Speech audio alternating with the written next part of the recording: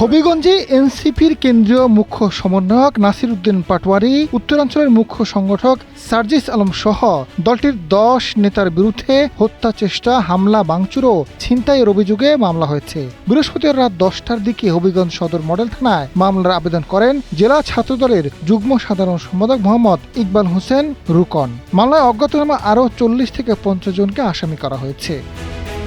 মামলার এজাহারে বলা হয়েছে, গত 28শে জুলাই বিকেল 5টা থেকে রাত 8টার মধ্যে হবিগঞ্জ পৌরসভার কোর্ট মসজিদ এলাকার সামনে এনসিপি ও ছাত্রদল নেতাকর্মীদের মধ্যে দফায় দফায় সংঘর্ষ হয়েছে। এনসিপির কর্মীরা দেশীয় অস্ত্র দিয়ে ছাত্রদল নেতাকর্মীর উপর হামলা চালায়। এ সময় বাদীর আইফোন 13, আরও কয়েকজন মোবাইল ও 50,000 টাকা ছিনিয়ে নেওয়া হয়েছে। পরে পুলিশ ঘটনাস্থলে পৌঁছালে অভিযুক্তরা সরে যায় বলে এজাহারে উল্লেখ করা হয়েছে।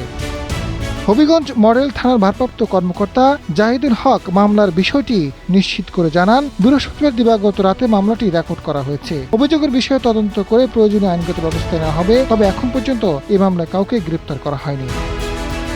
হবিগঞ্জ জেলা ছাত্রদলের সাধারণ সম্পাদক মোহাম্মদ জিলুর রহমান ও সাংগঠনিক সম্পাদক মোহাম্মদ মাহু আহমেদও মামলার বিষয়টি নিশ্চিত করেছেন। আজাদ ফারুক, সময়ের আলো।